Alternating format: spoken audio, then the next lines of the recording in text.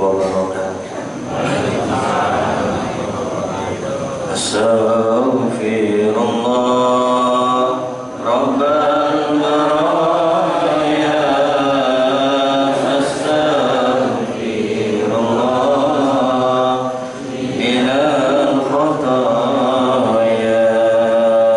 Astaghfirullah Rabbal baraya. Astaghfirullah minal khataya. Rabbi zidni ilman nafi'an wa wafiqni amalan maqbula wa wahab li rizqan wasi'an wa tub alayya taubatan nasuha. Allahumma salli ala sayyidina Muhammad wa ashghili al-zalimin bil-zalimin. Allahumma salli ala sayyidina Muhammad wa ashghili al-zalimin bil-zalimin. وأخرجنا من بينهم سالمين وعلى آله وصحبه أجمعين. اللهم صل وسلم على سيدنا محمد صاحب البشرى صلاة تبشرنا بها وأهلنا وأولادنا وجميع مشايخنا ومعلمينا وطلبتنا وطالبتنا من يومنا هذا إلى يوم الآخرة. اللهم صل على سيدنا محمد طب القلوب ودوائها وعافية الأبدان وشفائها ونور الأبصار وضيائها وموت الأرواح وغذائها وعلى آله وصحبه وسلم. اللهم صل وسلم وبارك عليه حضرة النبي المصطفى سيدنا ومولانا محمد صلى الله عليه وسلم وآله وأصحابه وأزواجه وذريته ثم إلى جميع إخوانه من الأنبياء والمرسلين والأولياء والشهداء والصالحين والصحابة والتابعين والعلماء العاملين والمصنفين المخلصين وإلى جميع ملائكة المقربين والكرمين ثم إلى جميع إخوانه من الأنبياء والمرسلين والأولياء والشهداء والصالحين وإلى جميع مؤلفات الكتب التي تعلمناها وعلمناها خصوصا مؤلف هذا الكتاب الشيخ إسماعيل الزرنوجي ثم إلى جميع مشايخنا ومربي روحنا خصوصا سيدنا عبد الكريم وشيخنا مرزق دحلان وشيخنا محدثني وأصولهم وفروعهم ومن انتسب إليهم من مشايخ الغيوب أن الله يعلي درجاتهم في الجنة وينفعنا بأسرارهم وأنوارهم وعلومهم وكراماتهم في الدين والدنيا والآخرة. الفاتحة. أعوذ بالله من الشيطان الرجيم. بسم الله الرحمن الرحيم. الحمد لله رب العالمين الرحمن الرحيم مالك يوم الدين إياك نعبد وإياك نستعين اهدنا الصراط المستقيم صراط الذين أنعمت عليهم غير المغضوب عليهم ولا الضالين آمين. بسم الله الرحمن الرحيم. الحمد لله رب العالمين. أشهد أن لا إله إلا الله وحده لا شريك له المبين وأشهد أن سيدنا ومولانا محمدا عبده ورسوله المبعوث رحمة للعالمين. اللهم صل وسلم وبارك على سيدنا ومولانا محمد وعلى آله وأصحابه أجمعين. أما بعد. رب اشرح لي صدري ويسر لي أمري واحلل عقدة من لساني يفقهوا قولي. سبحانك لا علم لنا إلا ما علمتنا إنك أنت العليم الحكيم ولا حول ولا قوة إلا بالله العلي العظيم. وقل جاء الحق وزهق الباطل إن الباطل كان زهوقا. Sama-sama kita hormati kedua TKM Raudhatul Mukminin Bapak Hadi beserta para jajarannya, para orang tua kami, jamaah yang mudah-mudahan senantiasa dirahmati oleh Allah Subhanahu wa taala. Alhamdulillah, segala puji bagi Allah Subhanahu wa taala. Pada hari ini kita masih diberikan kesempatan bisa hadir dalam rangka menjalankan ibadah sholat subuh berjamaah, dilanjutkan dengan kajian setiap Sabtu subuh. Mudah-mudahan apa yang kita lakukan pada hari ini senantiasa mendapatkan rahmat dan ridho dari Allah Subhanahu wa taala. Hadirin jamaah, bapak-bapak, ibu sekalian yang dirahmati oleh Allah Subhanahu wa taala, Agustus tahun ini sungguh luar biasa karena tidak hanya bertepatan dengan hari ulang tahun RI yang ke-80 di bulan ini, nanti kurang lebih 3 hari lagi kita sudah memasuki bulan Rabiul Awal dan kita akan memperingati hari kelahiran manusia yang luar biasa, yakni lahirnya Nabi kita Nabi besar Muhammad sallallahu alaihi wasallam. Ya, mari kita semarakan bulan Maulid ini dengan penuh sukacita, dengan mengevaluasi diri kita, apakah kita sudah meneladani akhlak Nabi besar Muhammad sallallahu alaihi wasallam. Ya, salah satu daripada akhlak Nabi ialah Nabi gemar mencari ilmu, majlis ilmi. Ya, salah satu daripada hadis beliau adalah talabul ilmi fardhatun ala kulli muslimin wa muslimatin minal mahdi ilal lahdi. Hadis Nabi menyatakan bahwa mencari ilmu itu wajib bagi setiap muslim dan muslimah yang mukallaf, baligh dan berakal. Ini anak-anak udah balik belum? Ya baru mau balik, tidak apa-apa, diajari untuk belajar nyari ilmu, cinta ilmu. Minal mahdi ilal lahdi, dari sejak lahir sampai meninggal. Jadi sejak lahir ini sudah dituntut nyari ilmu, ternyata tidak harus mukallaf. Ya, kalau sudah lahir sudah wajib mencari ilmu. Tapi pastinya kalau mencari ilmu itu dibebankan kewajiban yaitu mukallaf. Baik bapak-bapak, ibu-ibu sekalian, kita akan melanjutkan materi kita, kitab Ta'lim Muta'alim. Masih ingat 2 bulan yang lalu bahwasanya ilmu itu berdasarkan waktu belajarnya dibagi menjadi 2. Ada berapa Pak Haji? kemarin dirangkum oleh Pak Haji Wiji, ada 2 kemarin ya, berdasarkan waktu. Ada yang masih ingat kapan? Ilmul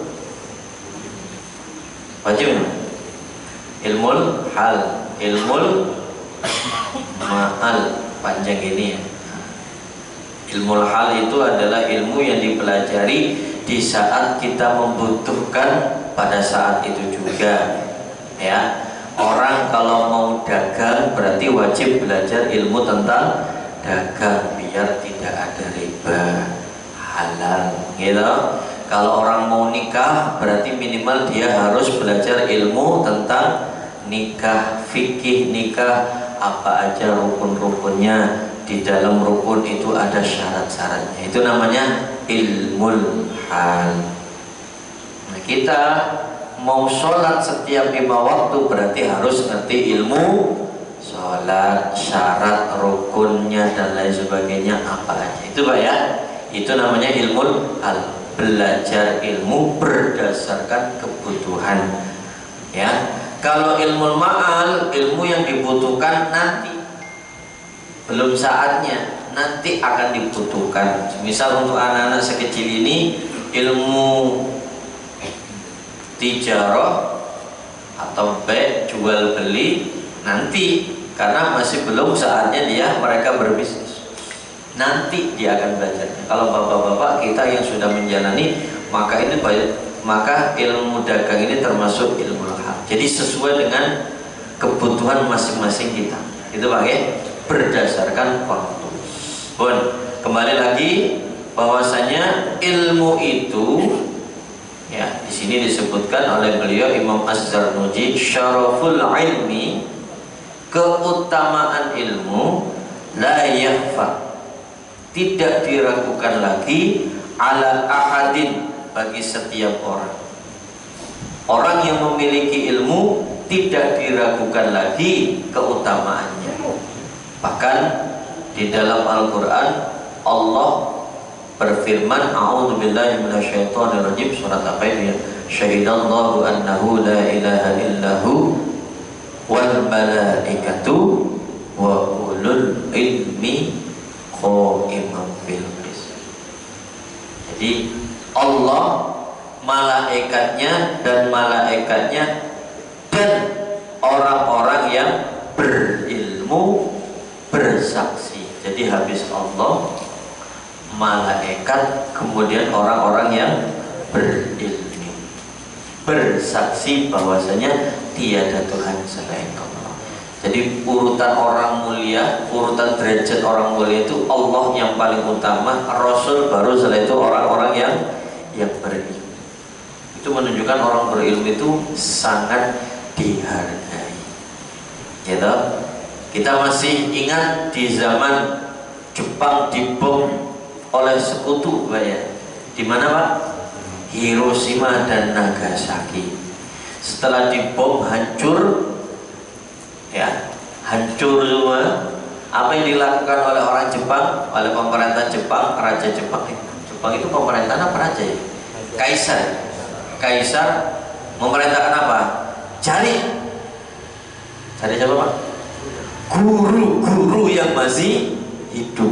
Oh, coba Pak, dicari ada nggak yang masih hidup? Kenapa yang dicari? Cari dokter yang masih hidup, bukan dokter Pak, guru-guru yang masih hidup. Guru kan berarti orang yang berilmu. Itu artinya semua disiplin ilmu, mau ilmu kedokteran, mau ilmu ekonomi, mau ilmu bla bla bla, itu yang dicari adalah orang yang berilmu, ilmu spesialis dokter. Tapi dicari ini ilmu pendidikan dulu, ya, orang yang ngerti pendidikan. Dicari masih ada apa enggak? Ternyata bibitnya yang menjadi ruh sebuah negara itu adalah ilmu. Itu. Lah kalau Indonesia ketika ada korban bencana, cari donatur. Nah, itu beda Pak ya pola pikirnya. Katanya saya tuh pikir, orang Jepang pikirnya cari orang yang berilmu.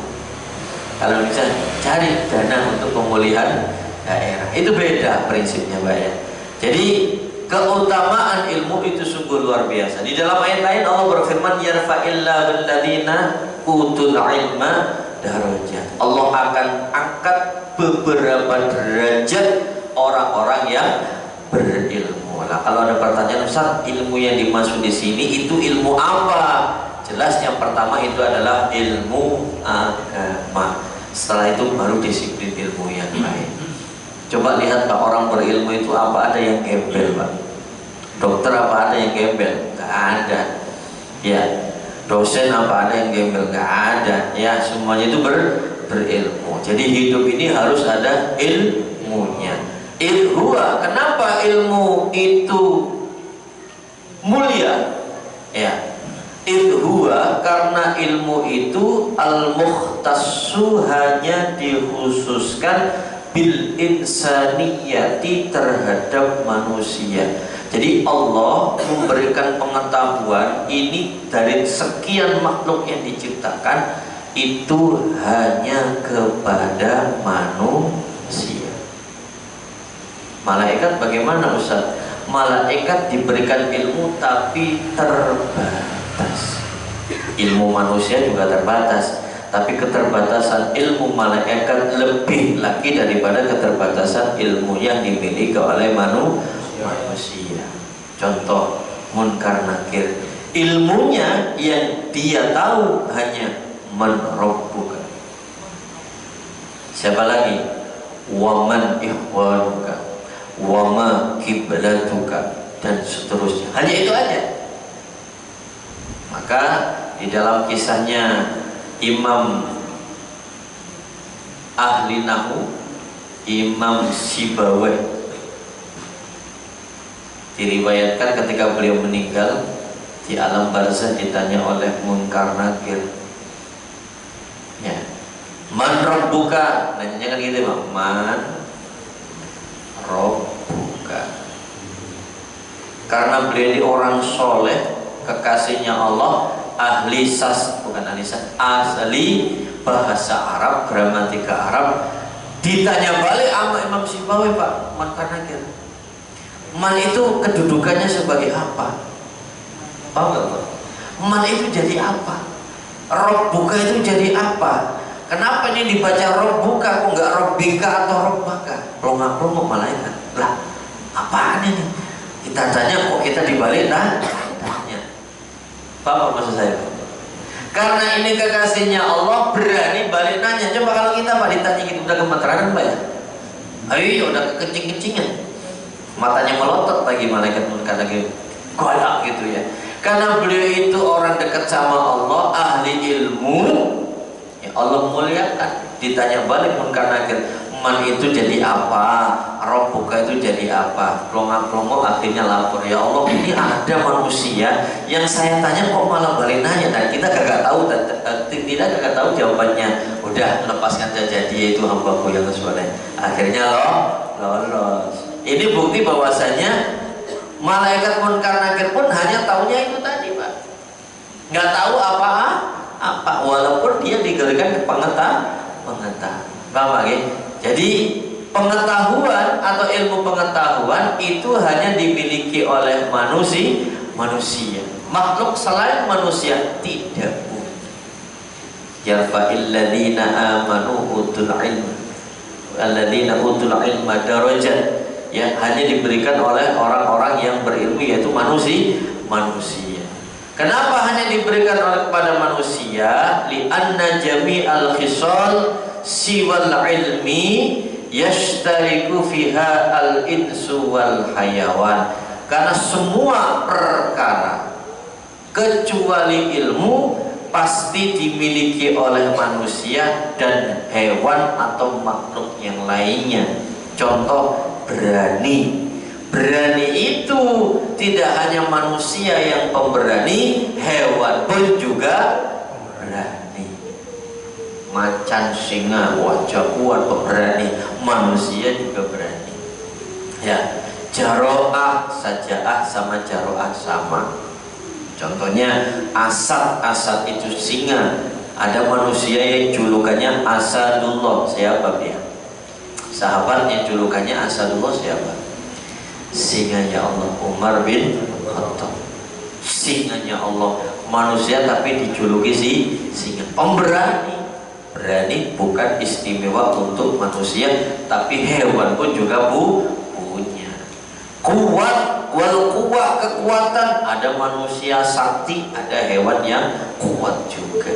Raja hutan adalah singa, punya kekuatan, dimiliki bareng-bareng. Jun, dermawan. Tidak hanya manusia yang dermawan, hewan pun juga bisa dermawan. Kucing, semut yang saling bahu-membahu, yang akhirnya diabadikan di dalam surat An-Naml. Al-Fil juga saling bantu-membantu, dermawan. Jud yang diabadikan di dalam surat Al-Fil. Pokoknya hewan-hewan yang ada di dalam Al-Quran itu pasti memiliki keistimewaan. An-Naml, semut, Al-Ankabut, Spiderman, itu memiliki keistimewaan. Jud salah satu bentuk kedermawanan. Kalau manusia bisa dermawan, hewan pun juga bisa dermawan, saling bantu membantu. Semut itu Pak, kalau kita mengambil belajar dari semut itu gotong royongnya tinggi. Maka di komplek ini, coba deh komplek ini ya, jadi percontohan daripada komplek yang ada di Depok, bahwasanya komplek ini hidupnya enggak sendiri-sendiri, gitu Pak ya. Kalau yang namanya komplek biasanya kesannya hidupnya masing-masing. Coba kita belajar dari surat An-Naml ya, bahwasanya segala sesuatu itu harus dikerjakan secara gotong royong ya, bareng-bareng, bahu membahu, hidup nggak masing-masing, bermasyarakat guyup. Maka saya senang banget programnya Bapak Hadi, mulai dari TPS apa PST itu?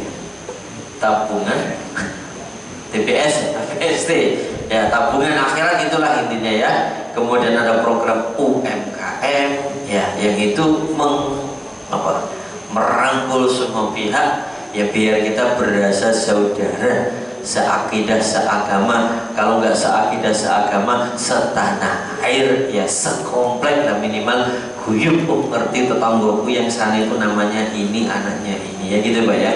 Kemudian syafaqah, apalagi syafaqah, kasih sayang ya, itu dimiliki oleh manusia dan makhluk yang lainnya, apalagi terlebih lagi hewan Pak. Manusia itu masih jahat Pak, anak lahir masih berwarna merah itu banyak yang dibuang diselopkan Pak ya, iya kan?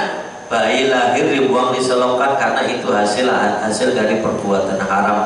Anaknya mah suci tapi hasil dari perbuatan haram, yaitu anak zina. Manusia masih kejam Pak, masih ada yang buang diselopkan. Tapi kalau makhluk hewan nggak ada yang namanya induknya makan anaknya, kecuali terpaksa karena kelaparan ya. Ada beberapa hewan yang anaknya juga diuntal, dimakan. Tapi yakin hampir semuanya hewan itu punya rasa kasih sayang. Coba nggak jauh-jauh amat ya. Bapak tahu ayam kalau lagi giring anaknya itu dipantau nggak Pak? Oh, kalau Bapak nyowel itu anaknya masih kecil-kecil ya Pak? Kalau bahasa Jawanya dikabiu Pak ya. Dikabiu sama induknya, itu bukti bahwasanya induknya itu sayang sama anaknya.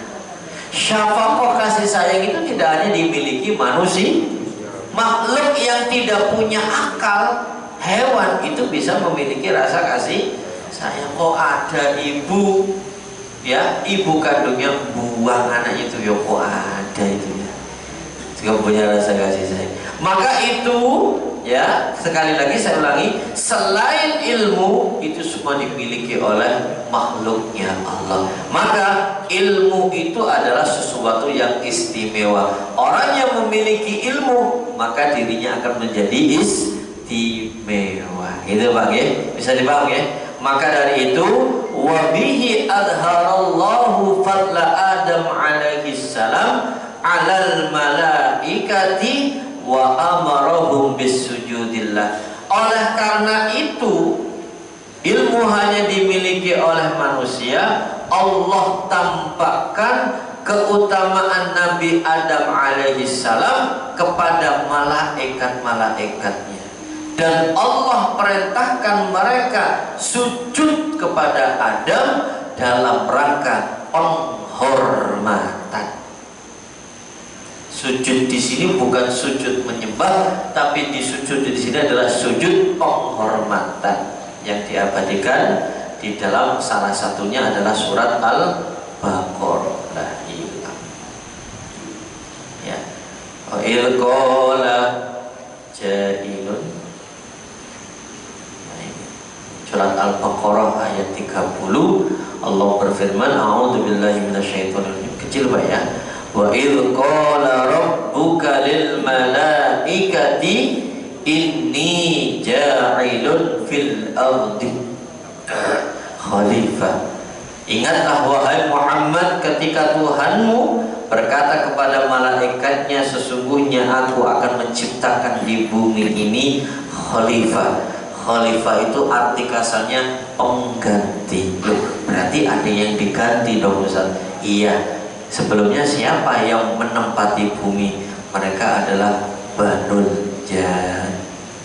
Siapa namanya Pak? Banul Jan atau Banil Jan. Jin. Banul Jan keturunan jin yang menempati bumi sebelum manusia. Ini ayat artinya luas Pak. Ini ayat bisa Bapak ambil kesimpulannya, Allah aja itu suka musyawarah. Apa bentuk musyawarahnya? Ini dialog Allah dengan malaikat. Malaikat diajak diskusi sama Allah. Malaikat, menurutmu gimana? Aku akan punya planning, mau nyiptain manusia di bumi khalifah sebagai gantinya makhluk yang pernah aku ciptain. Qalu, malaikat berkata, bukan protes ini ya, tapi kepo, penasaran, ngapain sih Allah nyiptain makhluk lagi di bumi? Apa enggak kapok? Bahasa kita mah gitu Pak ya. Apa enggak kapok sama yang sudah-sudah? Ataja'alu fiha, ya Allah, apakah engkau akan menjadikan di bumi man makhluk yufsidu, yang merusak, yang membuat kerusakan fiha di bumi, wa yasfiku, dan mengalirkan ad-dima, darah. Jadi penurjan itu Pak diciptakan oleh Allah yang semestinya untuk menjaga bumi, malah kelakuannya merusak bumi. Apakah manusia tidak sama dengan makhluk sebelumnya? Ternyata juga sama Pak ya. Iya sama ya, tapi tidak semua. Kalau penurjan hampir semua ya Pak ya. Wa nahnu nusabbihu bihamdika wa nuqaddisu lak, sementara kami ya Allah selalu mensucikanmu, memujimu setiap hari, setiap saat. Apa itu nggak cukup ya? Itu Pak. Qala inni a'lamu ma la ta'lam. Allah berfirman, sesungguhnya aku lebih tahu. Aku tahu apa yang kalian tidak tahu. Nah akhirnya di dalam ayat berikutnya Allah menunjukkan kepada malaikatnya, wa 'allama, Allah berikan pengetahuan Adama, kepada Nabi Adam, al asma'a kullaha, seluruh nama-nama yang ada di sekitarnya, sekitaran surga, piring dan lain sebagainya Pak ya. Thumma 'aradahum 'alal malaikati, kemudian Allah tunjukkan kepada malaikat. Faqala ambiuni bi asma'i haula'i in kuntum shadiqin. Ya kan? Setelah Adam diberikan pengetahuan oleh Allah, Adam sebutkan ini apa, ini apa, itu tuh tahu. Wes sekarang kalian, hai malaikatku, coba sebutkan ini apa. Kagak tahu ya Allah. Ya, in kuntum shadiqin, kalau memang benar kalian itu ya yakin bahwasanya ciptaan yang aku ciptakan ini, Adam ini adalah sama seperti ciptaanku dulu. Ternyata jawabannya apa Pak? Qalu subhanaka la ilma lana illa ma 'allamtana innaka antal alimul hakim. Malaikat berkata, maha suci engkau ya Allah, kami tidak tahu apa-apa. kecuali ilmu yang telah engkau ajarkan kepada kami. Itu Pak ya. Kemudian di dalam ayat yang lainnya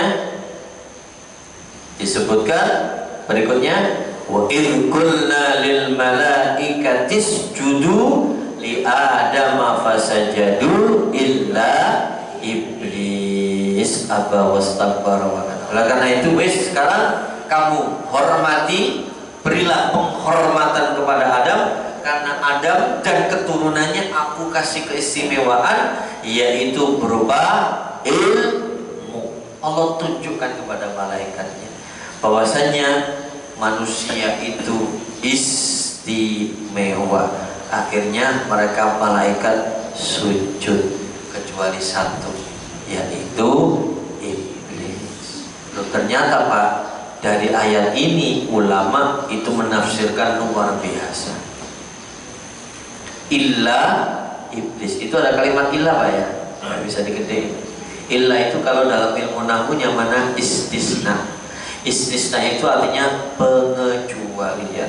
Dari ayat ini ulama muncul beberapa pendapat.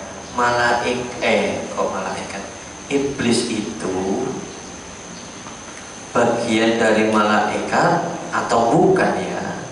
Kalau menurut Bapak gimana? Iblis itu malaikat bukan sih? Bukan. Oke.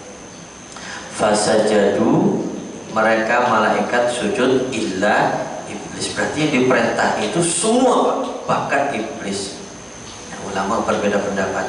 Illa, ini pengetahuan umum aja Pak ya, biar paham indahnya bahasa Al-Quran. Istisna itu ada yang mutasil Pak, ada yang mungkotek. Apa maksudnya Ustaz? Pengecualian itu ada mutasil, sambung, ada yang terputus. Ulama dalam memahami ayat ini ada dua kubu. Ada yang berpendapat ilah pengecualian di sini iblis dikecualikan itu adalah mutasil. Ini istisnanya istisna mutasil. Artinya apa? Iblis itu kalau mutasil berarti yang dikecualikan merupakan bagian daripada yang dikecualii. Bisa dipaham Pak? Hadirin seluruh warga komplek Geria Lembah namanya. Geria Lembah tanpa kecuali wajib. Gini. Seluruh warga komplek Geria Lembah wajib mengikuti gotong royong kecuali ibu-ibu. Nah, ibu-ibu kalau mutasil, pengecualian mutasil itu merupakan bagian dari warga komplek. Paham betul Pak? Selesai. Nah, Allah berfirman, mereka sujud kepada Adam kecuali iblis. Ulama pertama mengatakan istisna ini bagian daripada istisna mutasil. Artinya iblis itu bagian dari malaikat. Emang betul. Siapa yang menghancurkan Banul Jan, makhluk sebelum manusia? Iblis pemimpinnya. Namanya siapa dulu Pak? Ini kalau dibuat nama anak bagus juga. Yang ini Pak, maksudnya Pak Azazil. Bukan yang ini, bukan yang iblis. Azazil Pak. Namanya itu Azazil, artinya orang yang mulia. Bukan yang iblis Pak ya, yang Azazil. Namanya Muhammad Azazil. Oh, keren tuh. Dulu namanya sebelum iblis adalah Azazil. Ya, Roisul malaikat, pemimpin komando kopasusnya malaikat Pak. Khusus diperintah oleh Allah memberangus Banul Jan sebelum manusia. Pemimpinnya Azazil. Ya. Setelah illa aba wastakbara, setelah iblis bangkang, namanya bukan Azazil lagi Pak, dicoret sama Allah, ganti namanya iblis. Ini pelajaran bagi kita. Manusia itu yang penting itu endingnya Pak, akhir, happy atau sad. Kalau happy husnul khotimah, kalau sad naudzubillah su'ul khotimah. Orang itu mulianya dilihat di akhirnya. Gitu. Iblis itu endingnya jelek, ya. Dari orang yang mulia, makhluk mulia, komandonya malaikat, derajatnya turun menjadi komandonya makhluk yang dipastikan masuk neraka, iblis. Maka iblis itu menurut ulama yang pertama bagian daripada malaikat. Nah, pendapat yang kedua istisna mungkotek. Mungkotek itu apa? Bukan bagian dari malaikat. Nah, saya bertanya-tanya, kalau bukan dari bagian malaikat, terus golongan apa? Gitu Pak ya. Maka dari dua pendapat ini, yang paling kuat yang pertama. Karena dalam riwayat yang lainnya disebutkan Allah memerintahkan malaikat yang dipimpin oleh Azazil, yaitu iblis, untuk memerangi Subhanul Jannah. Tapi poin kita yang saya sampaikan itu ini Pak ya. Wa idh qulna lil malaikati isjudu, Allah tampakkan kepada malaikat, nih produkku, ciptaanku yang paling sempurna, yaitu manusia, dengan saya berikan pengetahuan kepadanya. Luar biasa, kita bersyukur diciptakan oleh Allah, diberikan kesempatan hidup sebagai manusia. Bersyukur Pak ya. Maka bentuk wujud syukurnya adalah gunakan kesehatan apa yang Allah ciptakan untuk beribadah kepadanya. Jangan sampai seperti iblis, diperintah aja abah, dia nggak mau, wastakbar, bahkan dia membusukkan dada. Aku kok disuruh hormat sama iblis, sorry bahasanya Prabowo, sorry gitu ya. Khalaqtani min nar wa khalaqtahu min tin. Kau ciptakan aku ya Allah dari api, sementara Adam dari tanah. Api adalah lebih mulia daripada tanah. Allah balik nanya, jadi sopo kata siapa? Cuman bahannya aja yang beda, hasilnya juga sama. Gak ada bedanya please. Lu sama manusia mah sama, ya kan? Sujud sana gak mau ya. Kembali lagi ya. Jadi Allah tampakkan keutamaan manusia karena manusia itu mulia karena diberikan ilmu. Nah sekarang kok ada manusia nggak mau belajar, ini berarti manusia yang sudah keluar dari kodratnya. Karena apa? Manusia itu diberikan keistimewaan yaitu akal. Akal itu untuk bedain mana yang baik, mana yang buruk, digunakan untuk berpikir, untuk senantiasa belajar. Kok malah nggak dipakai, gitu Pak ya? Bisa dipakai ya? Saya lanjutkan sedikit ini. Wa inna masyaraful ilmi, kenapa ilmu itu mulia? Ya. Alasan yang kedua, kenapa ilmu itu mulia? Karena dengan pengetahuan ya, itu bisa menjadikan wasilah perantara ilal birri wat taqwa, untuk berbuat baik dan untuk takwa kepada Allah. Ya, dengan pengetahuan agama, misalnya kalau kita kerucutkan dalam ilmu agama, kita ngerti, oh ini baik, oh ini tidak baik, oh ini yang halal, ini yang haram. Betul nggak Pak? Iya. Bagaimana cara kita bertakwa sementara kita nggak tahu ilmunya? Maka istilah al-adab fauqal ilmi, kalau terjemahnya adab itu di atas ilmu. Apa sepakat nggak istilah ini, adab di atas ilmu? Sepakat apa tidak? Ayo sepakat. Oke, kita bedah Pak ya, biar mindsetnya agak tinggi lagi. Kalau yang dimaksud adab di atas ilmu itu hanya orang itu yang penting beradab, nggak usah ilmu. Coba salah benar, terus nggak usah belajar, yang penting kamu beradab aja. Lagi mana tahu kita itu beradab atau tidaknya kalau kita tidak berilmu? Bapak, artinya gimana Ustaz? Ya harus simultan, bareng-bareng. Orang kagak mungkin mungkin ngerti ini adab ini kagak kalau tidak ada logi itu Pak ya. Berarti harus berjalan secara bersamaan. Iblis itu emang orang bodoh. Pemimpin malaikat kok bodoh, mana mungkin suruh mimpin Pak? Orang ngerti, cerdas, tapi dia tidak beradab. Disuruh sujud kok malah kagak sujud, bakat. Paham ya? Jadi ini slogan betul kalau yang dimaksud itu adalah dia punya ilmu harus beradab.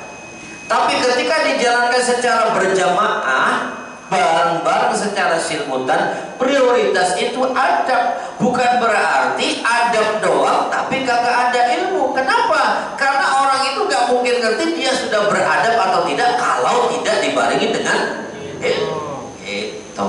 Jadi harus berjalan secara bersamaan. Orang Indonesia itu ilmunya udah banyak Pak. Kepala yang botak-botak itu Pak, orang pintar. Yang duduk di DPR yang perwakilan rakyat itu bukan orang yang tidak berpendidikan, berilmu semua, tapi banyak mereka itu tidak beradab. Udah tahu semua kalau mereka itu pelaku. Ya, udah ngerti nih, lu korup di sini. Tinggal masing-masing jaga. Masing-masing punya borok lah, udah diem aja. Saya tuh sebenarnya pengen tahu nih jilid keduanya kemarin cicak sama buaya nggak lanjut. Saya udah paham ini kayaknya pintar ini.